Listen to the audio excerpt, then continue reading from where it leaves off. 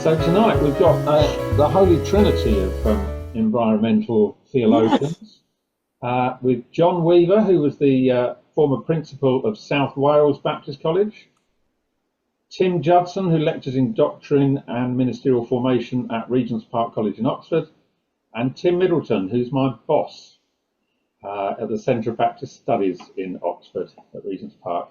So thank you very much. I'm not absolutely sure who's going first, so I'm just going to say, away you go. Thank you. Okay, it's me first, Alan. Brilliant. And I was Director of Pastoral Training at Regent's Park College, just to add to the Regent's flavour. I've been teaching science and faith for over 30 years at Oxford and at Cardiff University. One of my main interests is in environmental theology. And that's what I'm going to talk about now under the heading of Teaching Eschatology in an Age of Science. I'm going to share my screen. I've got a few pictures to keep you happy. Never act with children, animals, or technology. That might be better. That's it.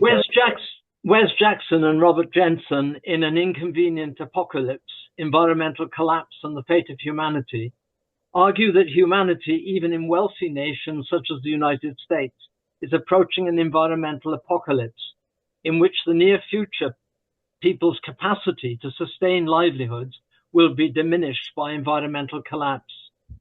Brian McLaren, in his book Life After Doom, notes that it's a feeling that catastrophe is in some ways inevitable, that we are on a moving pavement to the end of the world.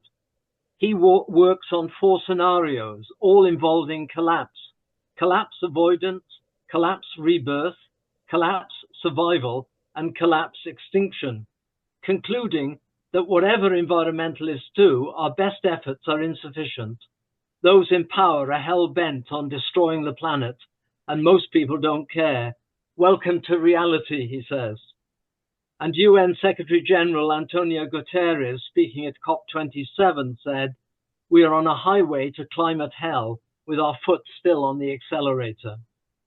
The current descriptions of climate change by the media often use apocalyptic language. The wildfires destroying large parts of the area around Los Angeles in California in January this year have certainly been described in such a way.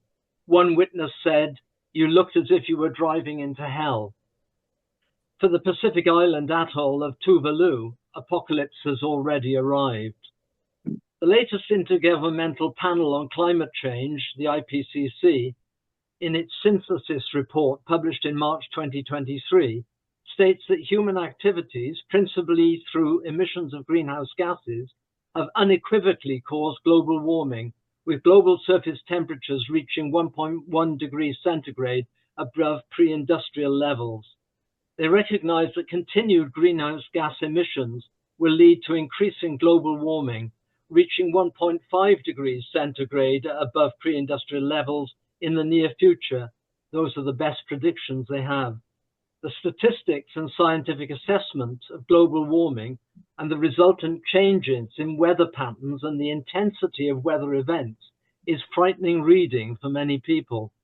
Climate change is a reality which is having disastrous effects on many living in the poorest countries of the world, and the resultant reduction in fertile land and water supplies is leading to civil unrest, wars, and large-scale migration. When I presented the predictions of global climate change for the world in my science and faith lectures at Cardiff University at the beginning of this century, one student in a Q&A session said, "Is slitting my wrists the only thing that I can do?" This one comment, agreed with nods from other students, led me to change the thrust of my teaching and begin to focus more on hope. In teaching eschatology in my course on science and faith, I reflected on the current hypotheses for the origin, beginning, and the end consummation of the universe. From a scientific analysis, we can speak about the origins of the universe and the end of the universe as we know it through concepts such as Big Bang beginning and Big Crunch end. The shaded areas in this diagram indicate that God does intervene on times, and two specific areas of intervention in the Exodus and with the incarnation. But such concepts from a faith perspective are within the eternal time frame. God is both the origin and ultimate consummation of creation. God is our ultimate hope. The IPCC 2023 synthesis report reveals the probability that every increment of global warming will intensify multiple and concurrent hazards: floods, droughts, wildfires, crop failures, and migration of people from uninhabitable lands. Deep, rapid, and sustained reductions in greenhouse gas emissions would lead to discernible slowdown in global warming within around 2 decades, and also to discernible changes in the atmospheric composition, but perhaps over a longer period. The report states that climate change is a threat to human well-being and planetary health, and that there is a rapidly closing window of opportunity to secure a livable and sustainable future for the human population. Some commentators speak of us entering a new epoch in the history of the Earth, the Anthropocene, in which human activity is the dominant influence on the environment, the climate, and each ecological systems of the Earth. The climate crisis has driven the world to the brink of multiple disastrous tipping points, according to recent studies, some of which may have already been passed due to the current 1.1 degrees centigrade rise in global surface temperatures. Climate tipping points are a source of growing scientific policy and public concern. Triggering climate tipping points leads to significant impacts, including substantial sea level rise from collapsing ice sheets, dieback of biodiverse biomes such as the Amazon rainforest or warm water corals, and carbon release from thawing permafrost. The Earth may have left a safe climate state beyond 1 degree centigrade global warming, the whole of the human civilization having developed in temperatures below this level. Passing one tipping point is often likely to help trigger others, producing cascades. Greta Thunberg states that net zero by 2050 is too little, too late. You can't bargain with physics, nor negotiate with the laws of nature. In teaching environmental theology and climate change, the Bible is another reference point, particularly in trying to help students to reflect theologically. The Bible begins with God as the agent of a good creation in Genesis 1. Then in Genesis 2, we have human relationships with God, with each other, and with creation. These are seen to break down in Genesis 3.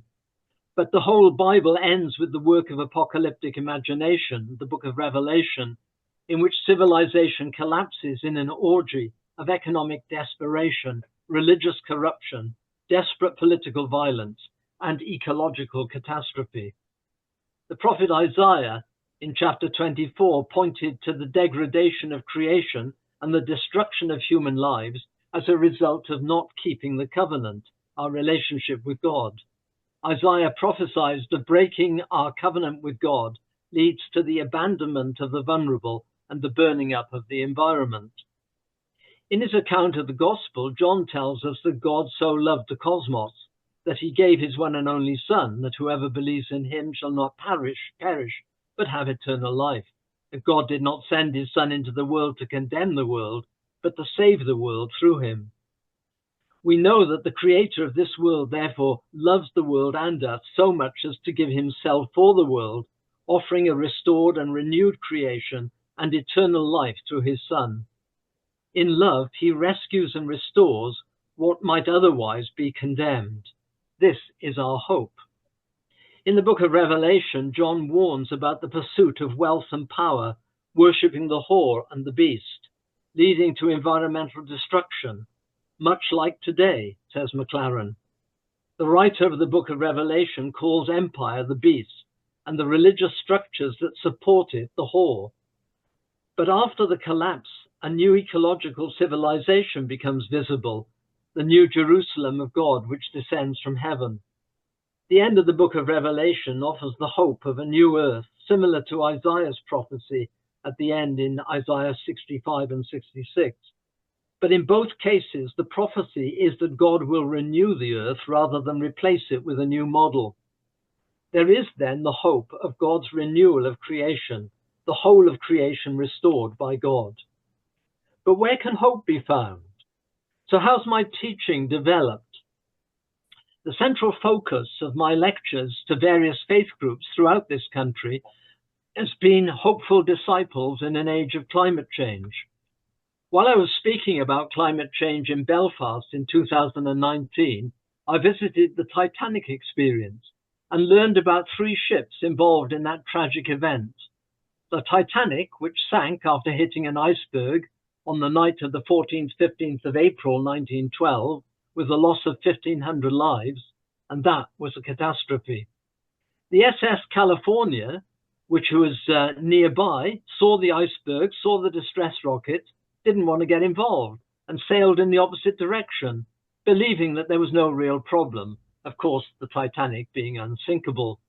Complacency. And the Carpathia, which received the distress call and sailed full steam ahead, risking the destruction of its boilers, and rescued 706 passengers from the icy sea. And that was courage. Today we're facing a climate emergency, a catastrophe. It is the poorest people of this world who are at the greatest risk, while it is the lifestyle of the richest nations that has caused and is causing the emergency. For Christians, it's a matter of justice, as the poorest and most vulnerable countries will suffer the most. Katharine Hayhoe, the Canadian environmentalist, reflects that climate change is frequently presented as one of 2 apocalyptic visions. If climate change continues unchecked, there will be countless millions of refugees, massive droughts and floods, and entire land areas rendered uninhabitable. The second vision is that if we do fix it, many on the right wing of politics argue the economy will be destroyed, socialism will rule the world. And in both visions, no one will be able to eat meat or drive or travel or have children anymore. Such fears lead to hopelessness, even if they are unfounded. There is complacency, ignoring the overwhelming scientific facts. Some people still suggest that the climate is not changing and that human beings are not responsible. Some Christians think that it doesn't really matter because God will create a new world. Many people who, although they recognize changes in the climate, don't think it's going to affect them because it's happening in countries a long way away. The danger of hope is that it can lead to complacency. Greta Thunberg said, "I don't want you to hope, I want you to panic and act as if the house is on fire, because it is." But she agrees that we need to act, and for action to take place, hope is essential. Brian McLaren concludes, even if we lose hope for a good outcome of environmental collapse, we need not lose hope of being good people, as we are able, courageous, wise, kind, loving, in defiance of all that is bad around us. We need people of courage. Katharine Hayhoe concludes that the truth is that to address climate change, there will have to be mitigation, adaptation, and suffering. The more mitigation and adaptation, the less suffering. Being complacent and carrying on with business as usual is not an option. Science tells us what is happening. Global temperature is rising, ice sheets are melting, sea levels are rising, carbon dioxide in the atmosphere is rising. Most people now believe the scientific consensus that climate change is happening and is harmful to the world. This is where science addresses our faith. But science can't tell us what to do. It tells us that if we choose to continue as we are, that these will be the results. We see the impacts of our choices being revealed by science. Rises in average global surface temperature will have scientifically predictable results. But science doesn't tell us what to do or how to act. This is a value judgment. This is where we have to make the connection between head and heart, between science and faith. It depends on what we believe. The prophets, both the Old Testament ones and the new prophets of our current age, use apocalyptic language, warn of catastrophe if we continue with the status quo. They are honest about the realities of sin and greed and grief. They call for radical upside-down changes, not small adjustments to existing systems. We learn from both Amos and Jeremiah that the false prophets promised hope without catastrophe, while God's prophets offer hope beyond catastrophe. We can speak of the hope of judgment, that there is accountability for our lack of care of the poor and our lack of care of the environment. Our hope is based on God and God's justice and grace, which is not thwarted by human sinfulness. So can there be a theology of hope? Can our sinful actions thwart the purposes of God? The promise of the first covenant with Noah is that while human sinfulness and self-centeredness will continue, so will God's gracious promise, never again to destroy the earth. In Colossians chapter 1, we have a hymn in verses 15 to 20.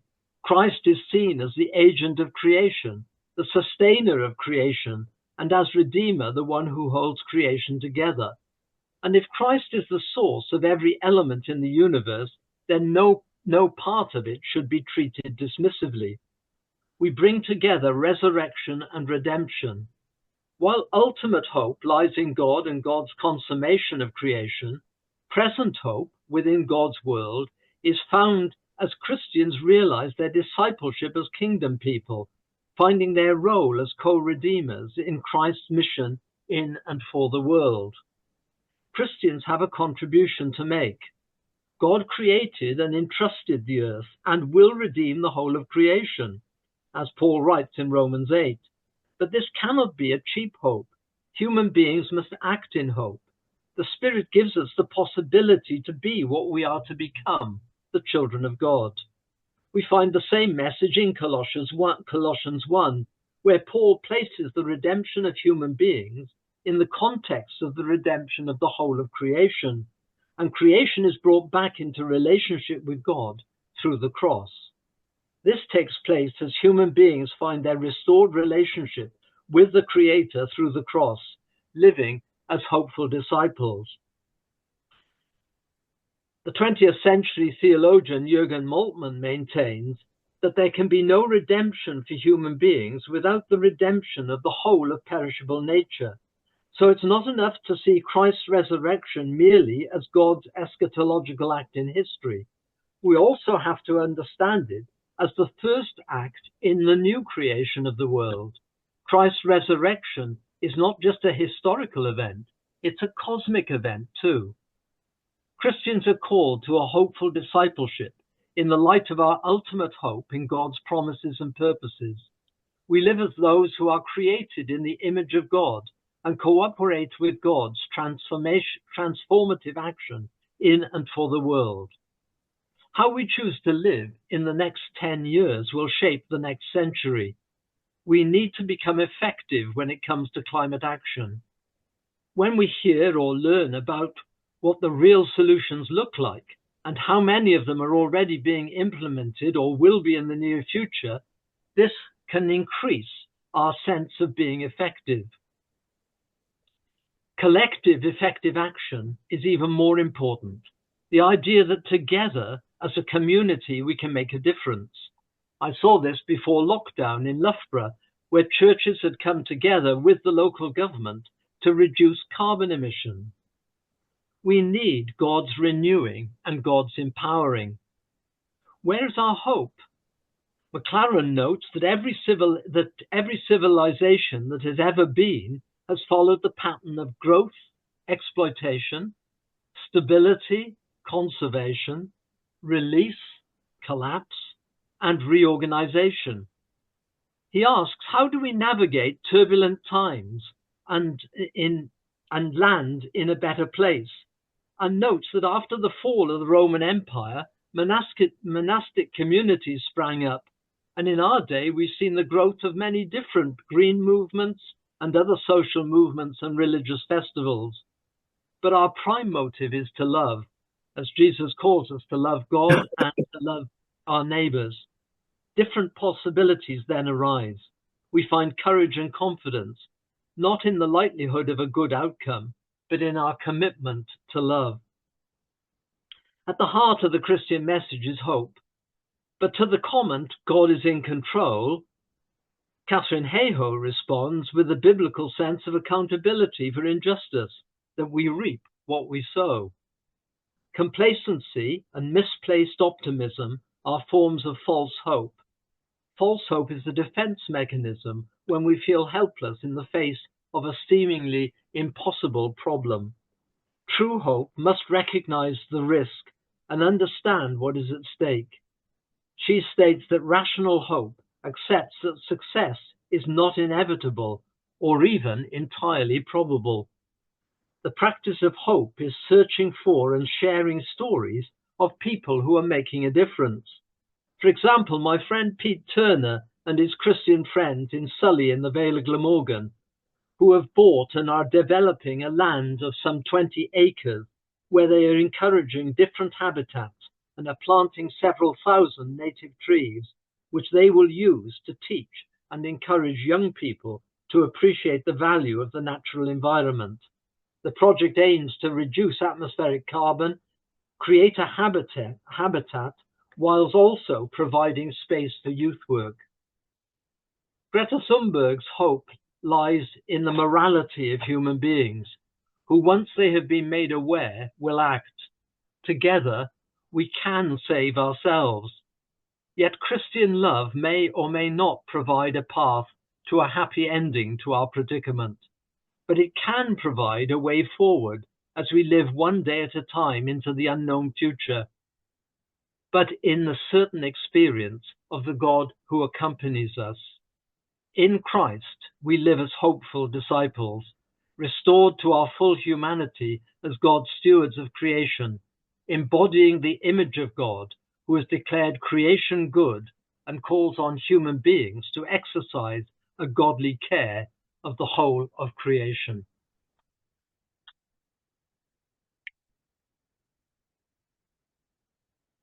Thank you.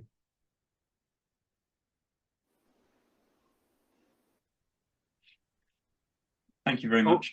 I think I'm going next, if that's right. Thanks, Tim. Yes, and thank you, John. It's wonderful. So John has done the bulk of the heavy lifting for us already, but Tim Judson and I are just going to add a few more reflections on a bit of what it's like, perhaps, to do some teaching of eschatology in an age of science based on some recent experience that we've both had. So I'm just going to share my screen as well, if that's okay.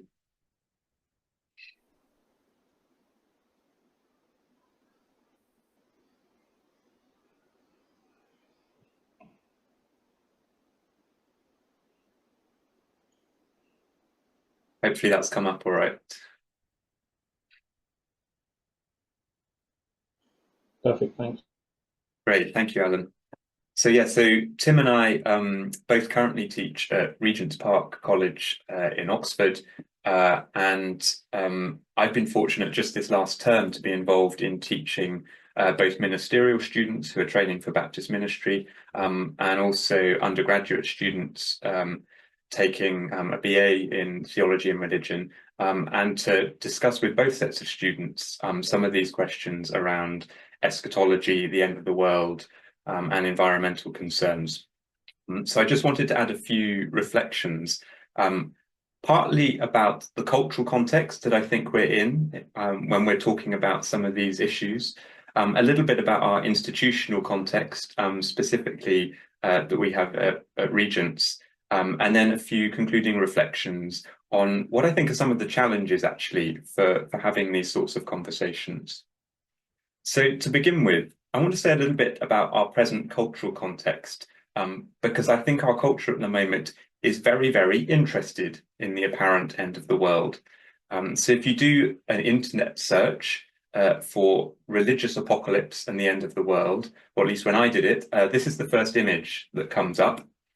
And if you look at where the image is from, you'll find that it's embedded in a New York Times article from April 2020, just a few months into the COVID-19 pandemic. And it was written by a journalist, Elizabeth Diaz, talking about the fact that it feels like the end of the world is near. Now, as you can see, the painting there is called Death on the Pale Horse. It's by an American artist called Benjamin West, and is drawing very, very obviously, perhaps, on religious themes, specifically in this instance, from the 6th chapter of the book of Revelation.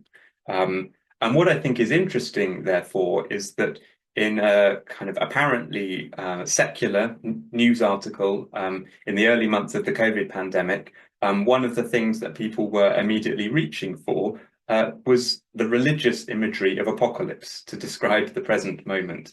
And that, I think, is something interesting about the present cultural context. A lot of religious themes of end of the worldism, apocalypse, are there in the secular imagination and are being reached for at the moment. Another thing that I think is indicative of the cultural context in which we need to be thinking about is something called the doomsday clock, which many of you might have come across. And the doomsday clock was created by the Bulletin of Atomic Scientists in 1947, and it uses the simple image of a clock counting down to midnight as a way to communicate something about the threats that humanity and the planet as a whole currently face. And every year, the Science and Security Board at the Bulletin agree on setting a new time for the clock. And it's become something of a globally recognized indicator of the world's vulnerability to catastrophe, and particularly catastrophe introduced by human technology. So some of the main things they consider when they set the time on the clock are the threats posed by nuclear weapons, the climate crisis, artificial intelligence, infectious diseases, and global conflicts. And as you can see from the statement on the screen, in January of this year, the clock was set at 89 seconds to midnight, which is the closest to catastrophe that it's ever been since the clock was first invented or first promulgated in 1947. So in the press release that they put out in January, they say, in 2024, humanity edged ever closer to catastrophe. Trends that have deeply concerned the Science and Security Board continued, and despite unmistakable signs of danger, national leaders and their societies have failed to do what is needed to change course. So this as well, I think, is another sign culturally of a lot of interest in so-called end times. So as John was making clear, I think it's no surprise at all, therefore, that a lot of talk in the environmental sphere has also leaned into this sense of the end being nigh, some sort of climate apocalypse. So this is a quotation from a recent theological article dealing with some of these themes. It says, "The end is nigh, the seas are rising, the mountains are burning, and the moon has turned red with blood." These are not the lines from an ancient apocalyptic text, rather they're headlines from media coverage of anthropogenic climate change. Whether fires in Australia, cyclones in Tonga, or the ever more rapid melting of glacial ice in the Arctic, these signs of the times reveal the combined and uneven topography of planetary catastrophe. So as John was explaining to us, there's clearly an overlap between secular environmental thinking and religious thinking about apocalypse and the end of the world. And another sphere in which we might see something of the sort of fascination, if you like, with some of this end times talk is in a whole genre of literature that gets called cli-fi or climate fiction. Some of these novels that you see up here are more utopian, some of them are more dystopian, but all of them, I think, reveal something of our cultural preoccupation with apocalypse. And in quite a few of these novels, some sort of end of the world is brought about as a result of climate or ecological breakdown. So we might sum up the situation as something like the following cartoon. Talk of a climate apocalypse is so widespread that scientists and science popularizers appear to be just as keen as religious folk to tell you about the imminent end of the world. So all of that, I think, is important background to bear in mind when thinking about how to teach about eschatology in an age of science. I want to pivot and just briefly tell you a little bit about the institutional context that Tim and I are currently in, which again forms sort of part of the backdrop to thinking about how we do this, how we do teaching of eschatology in an age of science. Given what I've just been saying above, I think it's no surprise at all that people in theological education and seminary education want to think about how we talk about eschatology in the context of all of these various end of the world concerns, climate change perhaps being foremost among them. And at Regent's, we've been lucky to have the opportunity to do some of this work as part of a project that we're currently running on science and religion in the Baptist world. And I'm aware that David Wilkinson, I think, is on the call. And I should say that this is kindly funded by ECLAS, which David runs, which is Equipping Christian Leadership in an Age of Science, which runs out of Durham University. So we have been lucky enough to get a grant, along with various other institutions, to do some thinking. And one of the topics that we've tackled in this science and religion nexus is eschatology. The wider project is looking to embed a few different aspects of science into the curriculum for our ministerial students in modules on ethics and doctrine and history, and in fact, a couple of the retreat days that we run as well. But I just wanted to share with you a few results of an initial survey that we ran with our ministerial students in college, which I think give a little bit of the picture of the sort of context that we're dealing with some of our students when we're talking about these issues. So this data is very small. It's only based on a survey of 16 students. I'm not sure it's necessarily possible to extrapolate very far at all from it. But this indicates something of what the students were thinking prior to us starting this program of introducing some science into the curriculum. So the results are just coming up. These bar charts show a couple of things. I think it's intriguing that when asked whether or not students thought science was relevant to their future ministry, the majority did, 13 out of 16 here, but fewer of them thought it was relevant to their current studies, which is perhaps slightly ironic. It's only 9 out of 16 agreed that it was relevant to their current studies. But by and large, there's an interest in engaging with scientific topics. Perhaps even more importantly, most students thought that their faith community needs to learn more from science. So it's 11 out of 16 here. But only half of students, 8 out of 16, thought that their faith community is generally accepting of new scientific ideas. The other half weren't sure or disagreed. So I think there's, in general, amongst the students that we're talking to, there's quite a bit of openness to science on the part of ministerial and vocational students, but perhaps a bit more work to be done to equip people to talk about science in their faith contexts. And when this same group of students was asked which topics are most often discussed in their church or ministry context, by far the most commonly mentioned theme was environment or climate. So that's the kind of institutional context that we're dealing with. So putting together those two things, I think there are some opportunities and some challenges when thinking about how best to speak about the sorts of things that John was mentioning earlier. So on the plus side, I think there's definitely a cultural willingness to talk about end of the world type ideas at the moment, that there might be something to tap into. What's more, I think religious themes are being very widely used and widely referenced by people in the secular ecological and environmental movement. And again, that might be seen as a good opportunity for having these sorts of discussions. And the little bit of data that I presented just now suggested that by and large, students feel the relevance of some of these topics as well. Some of the things that I think make this a little bit more challenging, the ubiquity of references to something like end of the world or doom at the moment, I think could lead to something that you might call end of the world fatigue. And I think a slight unwillingness to engage with some of these issues because it feels too much in your face in the news, for example, a lot of the time. And I think that's a challenge that needs to be faced when thinking about how to communicate and teach these ideas.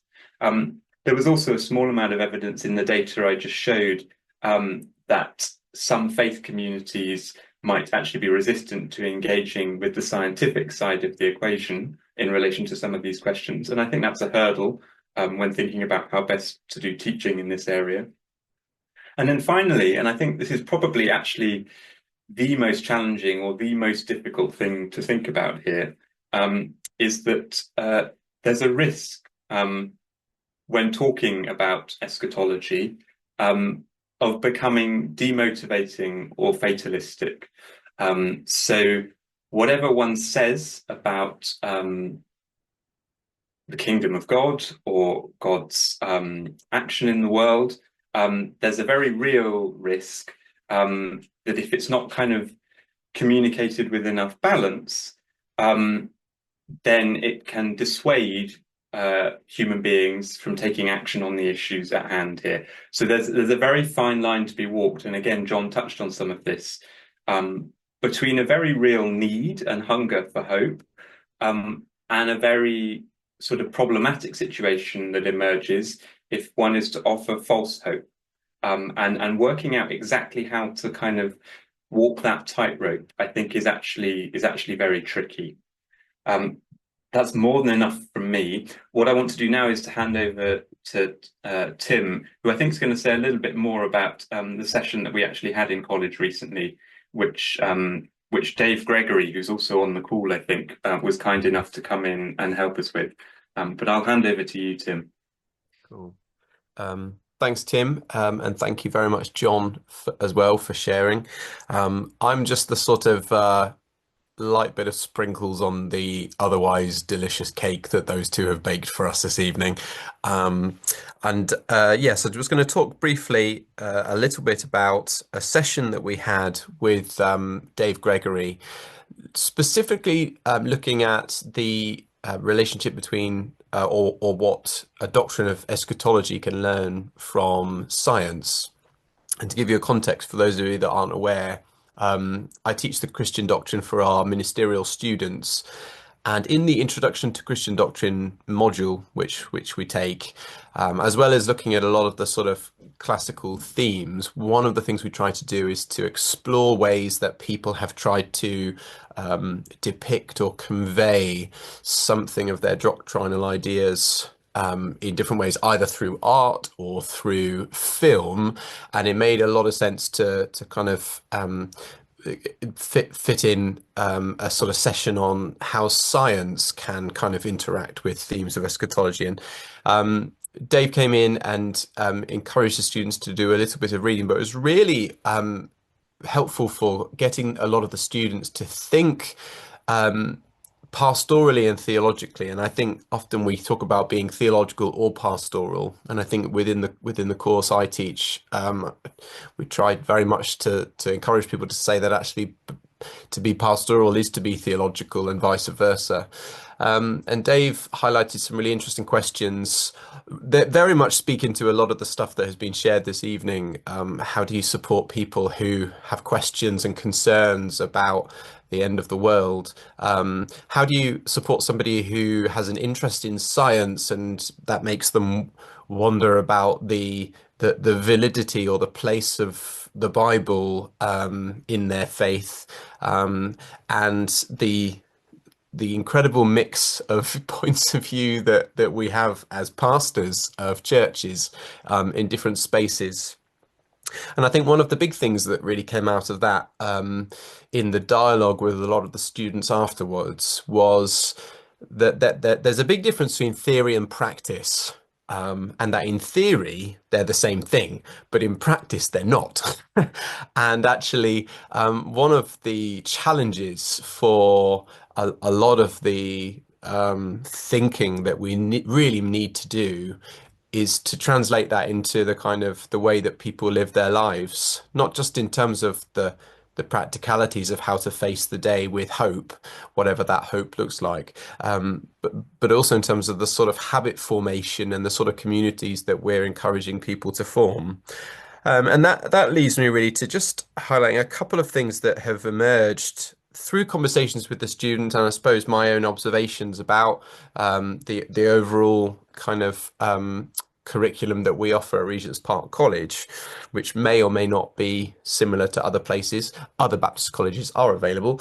But one of the things I just wanted to say, two things really. First of all, something big that emerged from the conversation with Dave and through other subsequent conversations has been the way in which the Bible and science interact. Just to give a couple of examples, for some people that we all come with a particular sort of lens and way of approaching the Bible, and it can often be quite surprising the ways in which science can sometimes challenge or confront the way we might interpret Scripture. And science can actually sometimes come and give a much stronger undergirding or bolstering of a particular way of reading Scripture that can add nuance, that can add complexity and beauty to it. So to give a couple of examples, in Deuteronomy 32, verse 10 to 11, this is where it says, God shielded Jacob and cared for him. He guarded him as the apple of his eye. And this is the bit, it says, like an eagle that stirs up its nest and hovers over its young, that spreads its wings to catch them and carries them aloft. It's a lovely image that's being used there to describe how God cares for God's people. But recent kind of natural scientists have discovered that that's not actually how grown-up eagles get their chicks to learn to fly. Which is fascinating. Does that mean that therefore the Bible is wrong?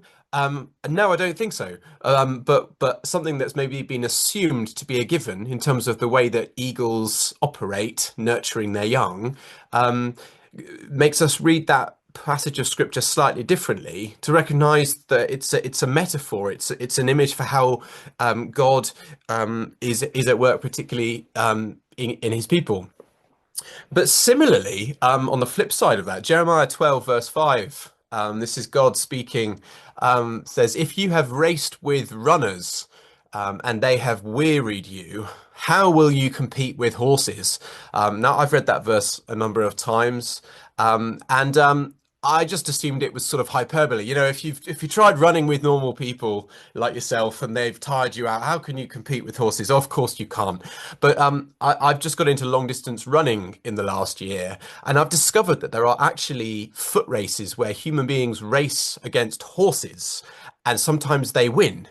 And there's a tremendous amount of research that goes to show that actually human beings are far better equipped even than horses, because of the ability that for us to sweat far more than they do, to actually run far, far longer, far better than horses. So there's a fascinating way there in which sort of science and increased understanding of human physiology and all of that sort of thing is giving a really interesting approach to understanding a particular verse in the Bible that I may have hitherto thought was just hyperbole.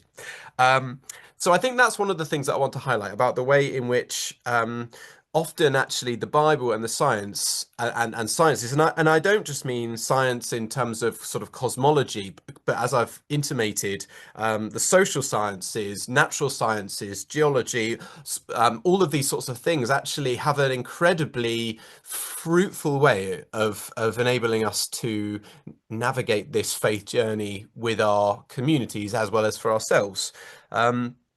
And that, I suppose, links to the subject of formation. So my role is lecturer in ministerial formation. It's not ministerial information, because we feel strongly that the experience that students have, it's not just about getting cognitive cerebral ideas into our heads, but actually having that sort of visceral experience where habit formation and people's imaginative horizons are shaped far more deeply than just in the brain, but actually in the guts, in the body. And there's tremendous amount of research to suggest that actually we learn pre-consciously just as much through our body as consciously through our heads. And so formation is a really important word for us at Regent's Park College, and it's a very in vogue term for theological education in general at the moment. But this does raise the question about how ministerial formation and indeed Christian formation can interact with the subject of eschatology and the prospects of the end of the world. Because it seems that one of the big reasons that we are in this predicament is because of our obsession with productivity, and the overuse of the Earth's resources. And we've been not so primarily concerned about what we might call fruitfulness. And it strikes me that actually much of the ministerial formation program, like much of the way we view the Christian life, much of the way we view the church, is actually about productivity rather than fruitfulness. And I don't think they're the same thing. I think that God created us to be fruitful in this world. And I don't think he necessarily created us to be productive. I think that's a kind of modern industrial term. And it's interesting that a lot of the kind of indigenous ways of thinking and certain Christian theologies that have come out of groups from the majority world seem to be so much more interested in living fruitful human lives than productive, efficient lives. And it's fascinating that obviously when COVID happened, there was this positive and negative in the sense that people were very nervous about the isolation they might experience and all of that sort of stuff. But there was initially a sense that this might be a gift of creation to force us to slow down a bit. And it seems that a few years after we've all come out of lockdown, we are just as busy and frenetic as we ever have been. The number of ministers I know who are on the verge of burnout is terrifying for me. I've one friend who said he was a train wreck waiting to happen and he didn't know how to stop, which breaks my heart. And it's not necessarily a new problem. There are people who've experienced burnout in ministry before that. But I wonder if there's something deeply profound that we can learn from the world of science and attending to lots of recent discoveries in terms of neurophysiology, soil science, and the way in which the world works as we learn more and more, that we need to attend to the way we see ministerial formation, that it's not necessarily about helping to become productive for the church, but helping people facilitate a fruitful community.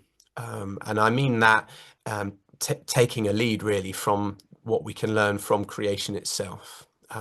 So those are some thoughts from me. As I said, the sprinkling on top of the otherwise delicious cake, but I'll hand back to Alan there. And thank you very much, Alan, for hosting us. Thank you. Wow, that's been rich indeed, and I'm very grateful to all three of you for wonderful presentations. Let's show our appreciation if we can, please. Thank you. Well, what we're going to do, we're going to follow our normal pattern. We're going to take a short break. It's tempting to say 8 o'clock. That's a little bit too long. We'll be back just before 8 o'clock. Okay, so just sort of a little bit over 5 minutes. Just time to go and make a cup of tea. Be thinking about your questions. Do put them in the chat if you get a chance to, and then we'll go through some Q&A with our three excellent speakers. Thank you again. I'll see you back in just over 5 minutes. Thank you. Well, I think we'll start again then, if that's okay with everybody. Thank you again for such a wonderful presentation. That was really wide-ranging and extremely thought-provoking and bang on the money.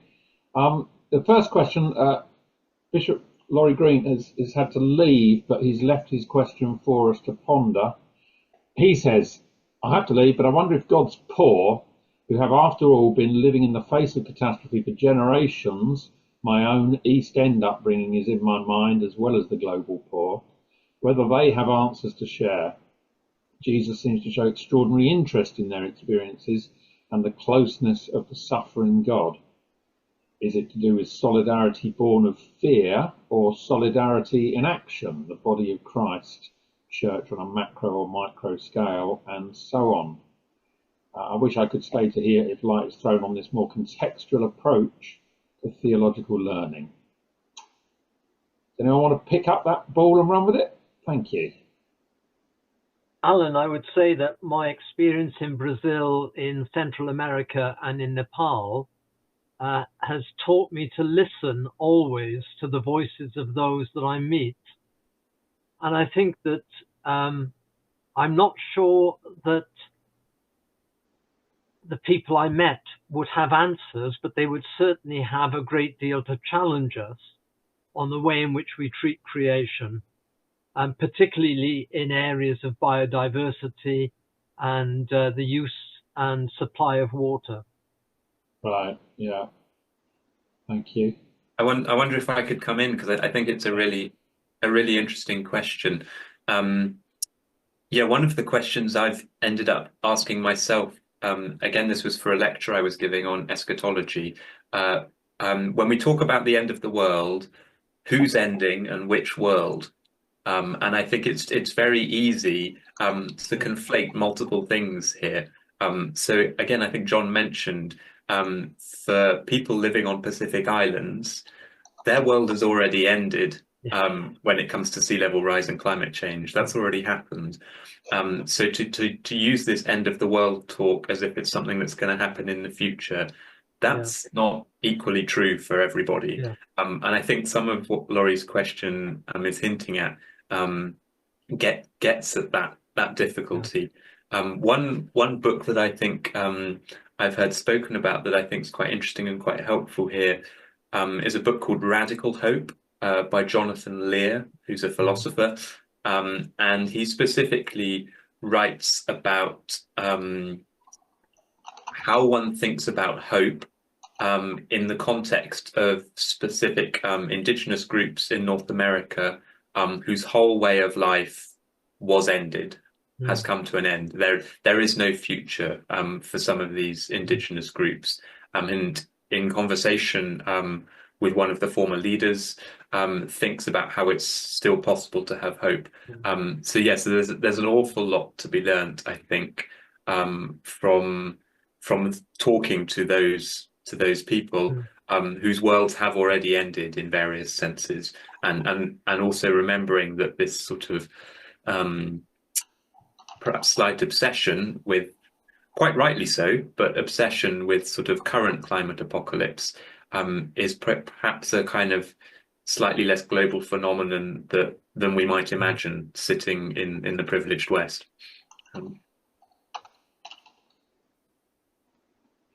The people in northeast Brazil, the agrarian farmers there would say the same, where they cannot grow the same number of crops that they grow, and that they see not just the end of their livelihood, but the end of their lives. Yeah. I think that came across very strongly in what you were saying about, how it's a justice issue, that justice is both justice for creation itself, but also for the poor. There's no doubt that that's where God's heart would lie. It's a justice issue for both of those realities. Thank you. Martin and Margot, I don't know, does one of you want to give your question? That would be wonderful. Thank you. Yes, it's me, actually. I forgot there were both of us here. Just in thinking about formation, and I like that real idea about formation for fruitfulness rather than productivity, and having been involved in a lot of ministerial education, I really relate to that. I was thinking, how can we shape ministerial training so that we resource future ministers to be leaders in communities in the midst of environmental crisis? The resilience they will need, but the resilience they'll need to also engender in those communities and support, maybe working with wider community. How do we do it? Just love to hear your thoughts on that. I guess I could share something briefly, and then John and Tim could dip in. I think that I'm still sort of understanding it in my mind, because I'm quite new to teaching in theological education. I've only been in it for not quite 3 years, and I think that there is some sort of connection between busyness and an anxiety for productivity and a lack of resilience,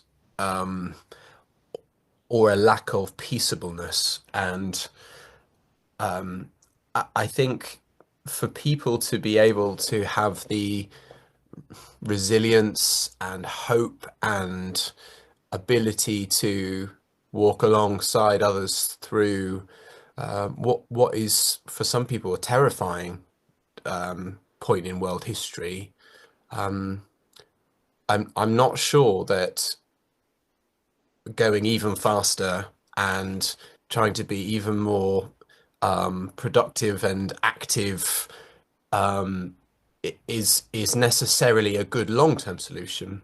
Now, I definitely agree with the sentiments that I think John quoted Greta Thunberg about how actually, like, there does need to be a little bit of like do something, you know, and panic to a certain extent.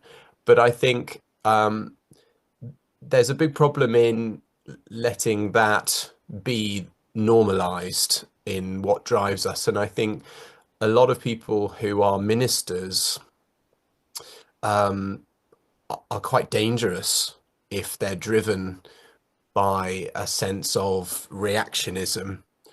And what's interesting is that I think a lot of the ministers who are struggling with endurance and resilience in general, but also in terms of being able to support others who are struggling with all sorts of anxieties, including the environmental crisis, a lot of those ministers would say that they don't have time to rest or to do anything fun. And I just find it fascinating that I was chatting with Tim Middleton a couple of weeks or months back. We were both just talking about how, like, it's all about being outside in nature. I don't know if you remember the brief conversation we'd had, Tim. And I think it's fascinating that when we're out in nature, when we're out in creation, there's a sense of peace, a sort of sober humility that we get, which gives us a bit of perspective, enables us to breathe easily, whilst recognizing that it's a privilege that some of us are able to have that, and others that we've heard that their worlds have been destroyed. But I think that rhythm, that habit engenders a certain sense of perspective that enables that kind of endurance and resilience, which enables us to face the challenges others face. And I think it's just really interesting because one of the problems we've ended up with in the world is this obsession with productivity, which I alluded to. And if ministers can get into habits within their ministerial training of rest, taking time to be in creation, and for that to be modeled exemplarily by their tutors, I think that can at least help in terms of resilience, but also being leaders in communities where we're encouraging others to do that as well. Yeah, that's one thought. Thank you. I was challenged very early in my ministerial formation by an interview that Pete France did with Mother Teresa of Calcutta. She'd just been awarded the Nobel Peace Prize. Huh. And he said to her, he said, "You haven't been very successful, have you?" there are still millions of poor in Calcutta. And she said, God didn't call me to be successful, but to be faithful. Mm. And I think that, when we start talking about fruitfulness, I think it's that sense of being faithful to our calling. And I think that's what I wanted to instill in the students that I was helping to form. The other thing that I would say is that I do think that bringing people together and sharing, I mean, you were talking about going out into nature. I talked about Pete Turner. I mean, he was left money by his parents when they died. He didn't need it, so he bought 20 acres of land. And they will have, by the end of next year, they'll have planted over 2,000 trees, native varieties. But the point of that was not simply that, but creating habitat, but creating a space where they bring young people. He's been a youth leader, and he wanted to create a space where young people could experience nature, and you could begin to talk about those sorts of things.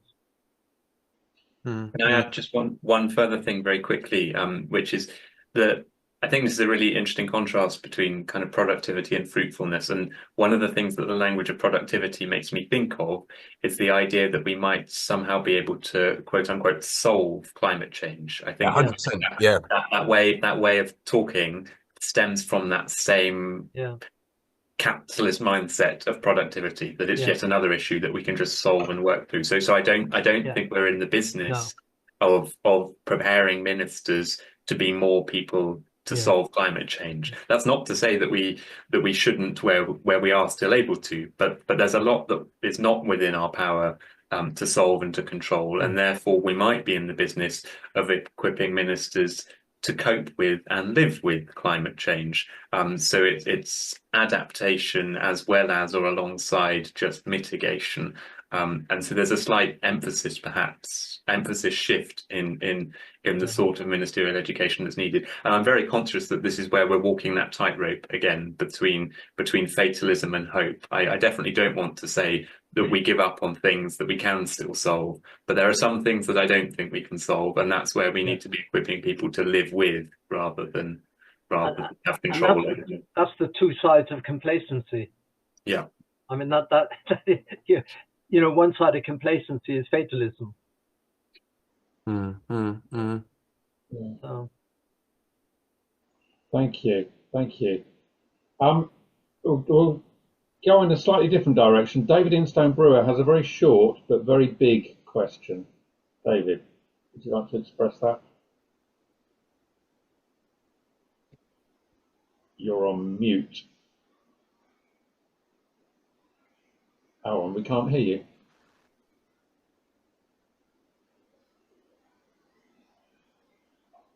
I'm sorry. Oh, no. Okay, I can talk now. Yeah. I'm very struck by the difference between the American situation and the UK situation. In America, Christians are so anti-science, and a huge number think that the earth is just a few thousand years old and that it will be destroyed when Jesus comes back, so there's no point in looking after it. Why is there such a contrast here, where so many students see that science and communicating science will be important in their ministry?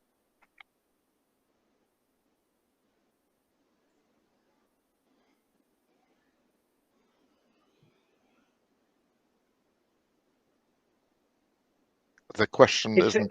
I mean, if you read what people like Catherine Hayhoe have to say, they would say that in the US, the sense of not being encumbered with doing what you want to do to make money, and that tends to sort of motivate you against understanding things such as climate change.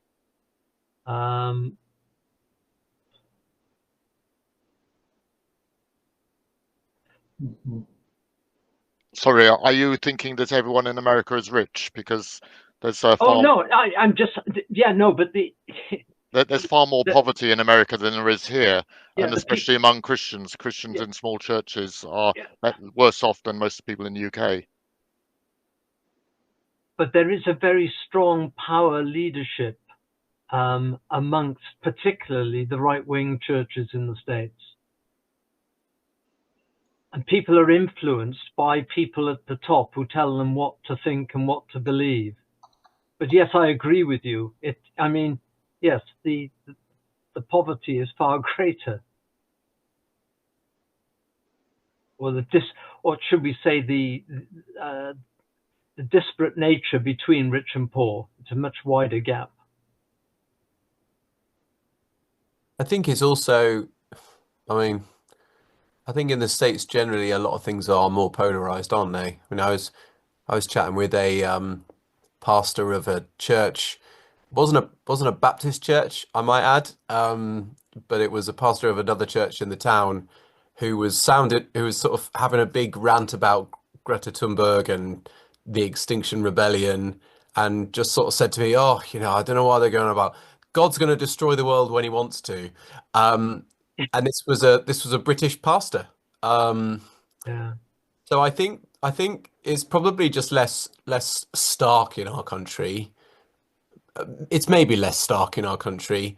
And I think there are a lot of folks in the UK, in the US, who are very concerned about this sort of stuff, aren't there? But there are, as you say, a phenomenal number of people who think it's just a load of rubbish. And I do think there are people like that in the UK, but perhaps it's just less polarized, less freighted, maybe in the UK. But I think your point does still stand, David. I just think we got some crazies in this country as well, haven't we? Am I allowed to say crazies, Alan? Is that allowed? I've said We'll it now. let it pass just this once. Thanks, mate. You're very gracious.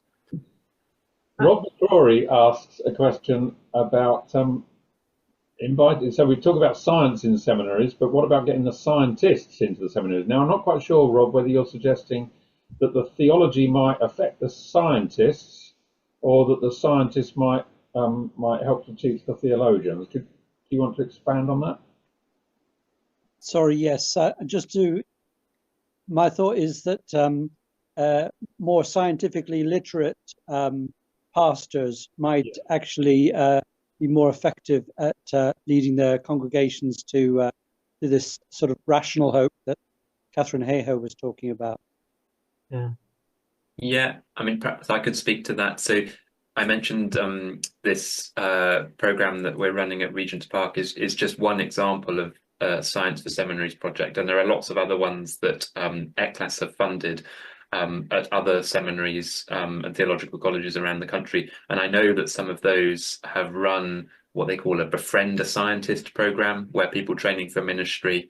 It sounds like Martin has even been involved in one such program, where people training for ministry do meet and regularly have coffee with a practicing scientist, so that they can gain some of that scientific literacy before they then go into ministry. So that's part of what the ECLAS project has funded, is some of that sort of work. It might encourage you to know that the most popular module at Cardiff University in the third year of the degree was Christianity and Science, where we actually explored what science was saying and then sought to reflect theologically upon it. Rather than sort of suggesting the science was wrong, we were taking the science as the given and reflecting theologically on that. And I thought that was a helpful way. You might also be interested to know that back in the 1830s, so 200 years ago, William Carey was saying it was important that pastors learn science and theology so that they could relate to the people that they were living with and seeking to evangelize. Righteous. Can I just make a comment on that? Because the precursors of Regent's Park College in the early 1800s, Stepney Academy, sent all their ministerial students to University College London to study mathematics, chemistry, and what we'd now call, ecology. So we used to do that. We stopped doing it at some point the last 200 years. Yeah, that's exactly the same place as Carey was in India. He was particularly concerned that North Americans weren't interested in that. And that's 200 years ago. Thank you. Yeah. Edwin, you've got your hand up. Can you unmute and ask your question? Thank you. I belong to Christians in Science in Cambridge. I don't know if you've heard of them, but there's a lady in, I think it's New Zealand or Australia. She's doing a load of research on this creation. But Alan, I'll try and find her card and send you the name of her. Thank you. Yeah. Thank you. I'll do it tonight if I can find it. No problem. Thank you. I'm just struck reflecting on the challenge of teaching science in a religious setting. Our little organisation, Faith and Thought, brief history lesson, was actually founded in 1865 as the Victoria Institute, very much as a group of Christians that wanted to deal with the then new ideas of Darwinism. And I think for much of our history, we've been a little bit dominated by that debate of creationism versus theistic evolution, and I wonder if some of that has been a bit bruising, and whether that has led to a reluctance to bring the two worlds together.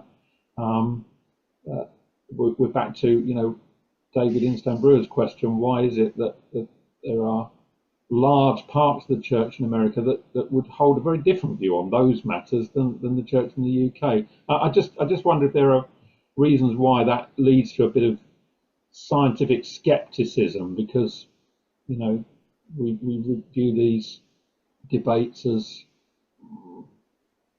almost impolite, I suppose.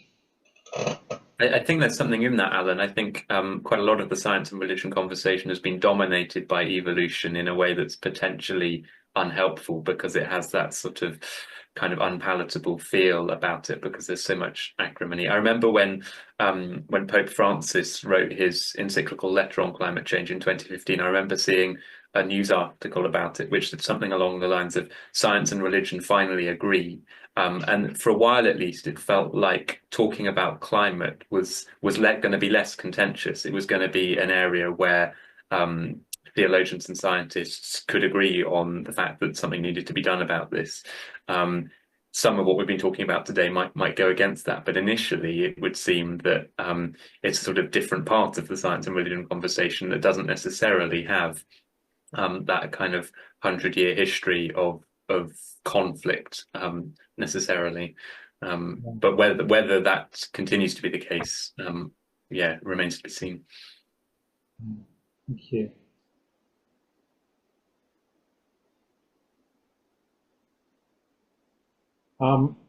There are many other comments and questions which are very helpful. Joanne, would you like to?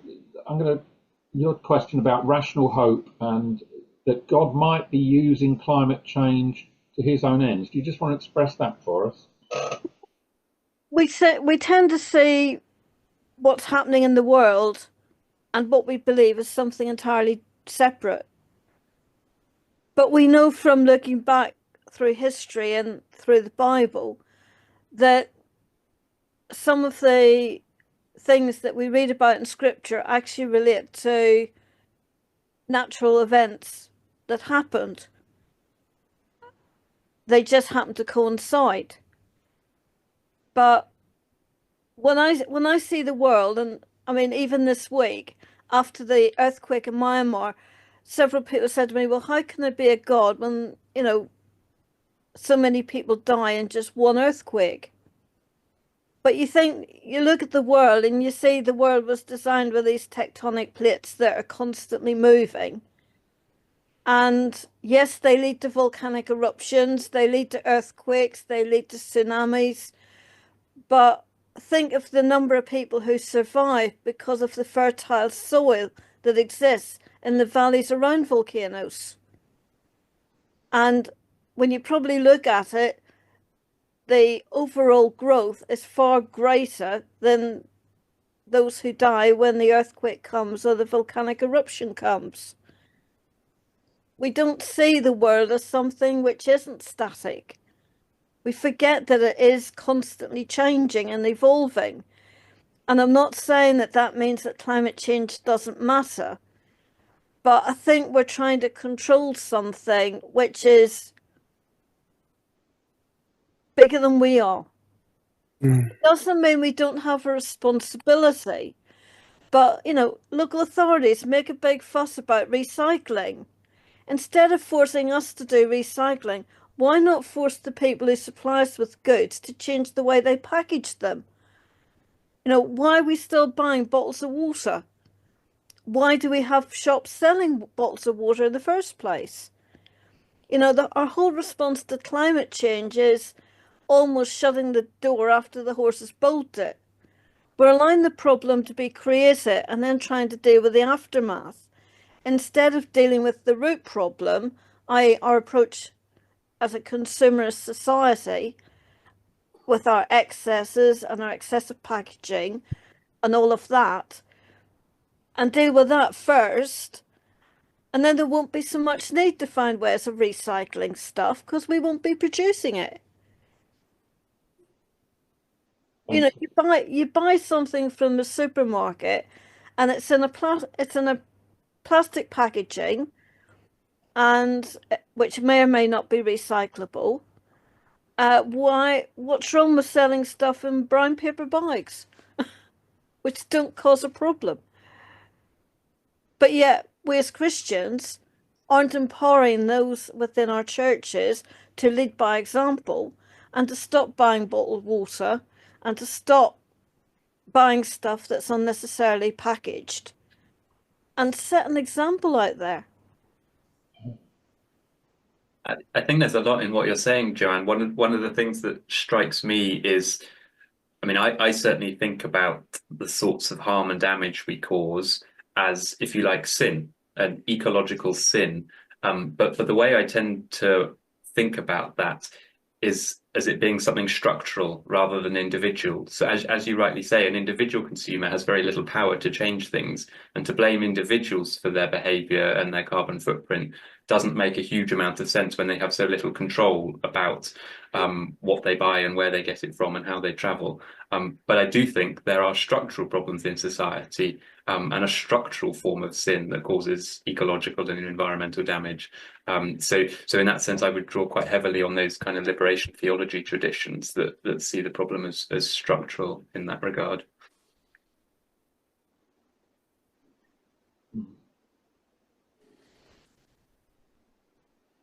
Thank you. Any other questions from the floor, or any burning questions that I've missed in the chat?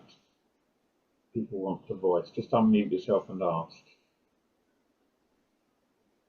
I've got a question if no one else does, Alan, which I'd be interested in people's views. Go for it.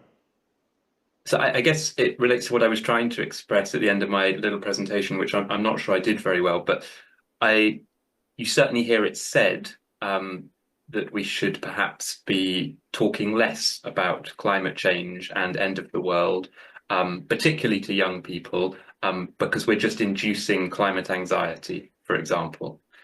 So there's pushback about saying some of this. On the other hand, you get people saying, there's no use sugarcoating the truth. You've just got to tell reality how it is. And you've got to be honest, and you've got to be open, and you've got to tell the truth.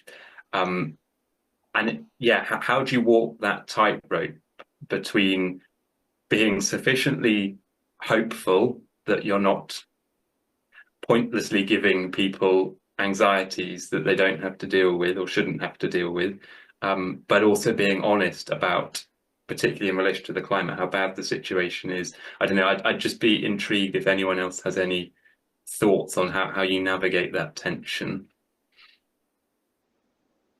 when kind of educating and speaking publicly.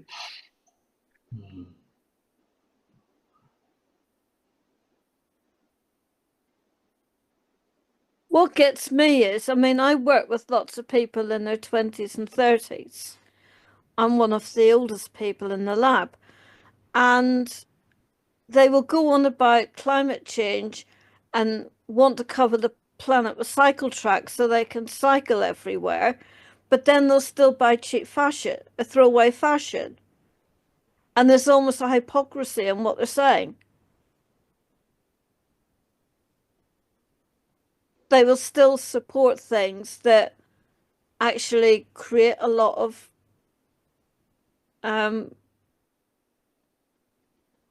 contribution to climate change. You know, they want to go away for quite a few weekend breaks and holidays and stuff like that.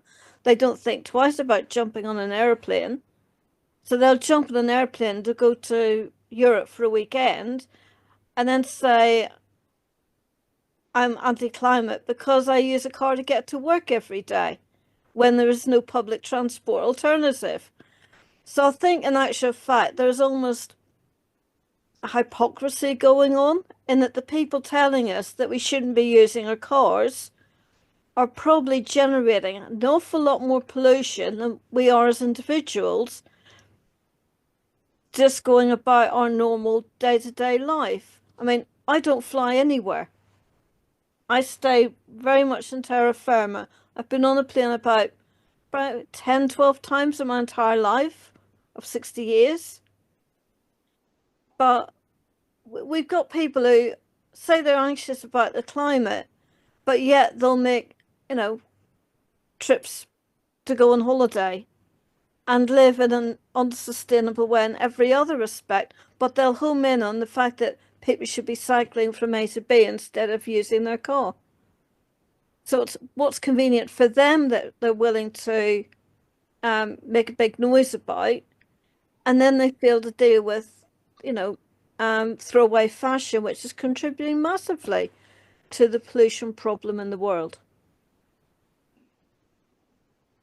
And that's really hard. We'll come to David Watkins in a minute. I just want to respond to that myself, actually, because I wonder if a part of that, one of the themes that's emerging out of all of these talks for me is the challenge to try and think theologically. Almost sometimes that feels like we're trying to think like God, but we're not God.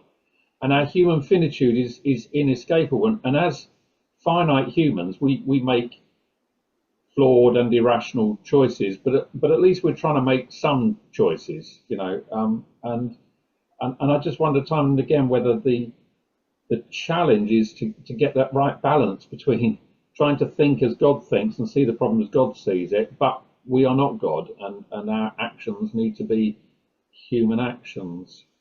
David Watkins, what were you going to say? Thank you. Yeah, just thinking about the question Tim Middleton just raised, really, about this question about the tension between causing anxiety by raising climate change with people and the obvious problem that it's occurring. As I was thinking about what you were saying, Tim, I was thinking it does depend on what sort of ethical framework you work within. If we were to take a sort of utilitarian view, we could say that the amount of harm significantly outweighs sort of a little bit of anxiety. And I think of Jesus turning over tables in the temple, but there are some events that just do need confronting with a liberationist approach, but is going to cause some anxiety to people because the anxiety is based upon an injustice. And I suppose thinking about virtue approaches, you know, love your neighbour as yourself, causes us to act. And I think we could frame that within a virtue ethic approach as well. But I think the question you raise is perhaps more from a virtue ethic approach is more sharp when we're thinking about the sort of the guilt that young people are facing when they're sort of confronted. You know, I don't think we want to be putting the burden of global climate change on individuals. You know, there are, I think, as you mentioned, there are structural issues at play that go beyond the individual. And so I just wonder, you know, I wonder what Jesus would do in this situation, how he would respond to people in this moment. Yeah, it's not easy, is it? I don't have the solution. We're going to take one more comment from Dave Gregory, and then we're going to wrap up. And I hope that leaves you hanging, so that you'll come back next week either online or in person when we'll have our panel debate. But Dave Gregory, I'm going to hand over to you to wrap up. In fact, I'm going to ask you to wrap up. So make your comment and then wrap up for us, if you would be so kind. Oh, I'm going to wrap up. Okay. Just two thoughts about how you counter the anxiety. I think we need to stop scaring people. You know, I've heard a lot of talk about climate change and the environmental crisis being the end of the world. Actually, scientifically, I don't think that's true. But I know, working with even junior school children, if you ask them, do they think climate change is going to bring about the end of the world, 90% of them in the class will say yes. And they picked it up from the scare stories and the propagated through the media and often by climate campaigners, because it's a good campaigning tool to ramp up fear, they think. I don't think fear motivates anybody. Actually, I think if we make people afraid of this, they are less likely to do anything. They'll bury their heads in the sand. And I think on the other side of it, and I know this is an urgent problem, and those of us who have been concerned about this for decades now see it as an urgent problem, and it is an urgent problem, especially for those people who are already facing the end of the world in their localities. We need to stop making the ask we ask of people to respond to this too big. People need to see that things are possible. And I'm a great believer in small steps. If you can encourage somebody to take a small step and they think that begins to make a difference, that motivates them to take another step. Let's make it seem possible for people to be involved in making a difference. So maybe it's the big statements and the big asks we need to be watching out for, and we need to find a bit of a middle way in this, perhaps a more truthful way, a hopeful way in it. You still want me to wrap up, Alan? Thank you. Yes, please. Well, John, Tim and Tim, it's been great tonight, and actually some really fruitful things have come out of that for me, and I hope for everybody else. So thank you very much. Shall we thank them again, just as we finish? And next week, Alan, we're back on Zoom, but we're also going to be in the room, aren't we? We're also going to be live. Proxy Green Baptist Church, a church that Alan and I know very well because we were both part of it until a few years ago. So, it's going to be a time of reflecting and more debate and discussion around all the talks and all the themes that we have spoken about over the last 4 weeks. So I hope you'll join us there. I'm sure that'll be another fruitful evening as we try and draw some threads together. Thanks very much. Bless you, everybody. Take care. Okay, thank you. Bye. Bye-bye.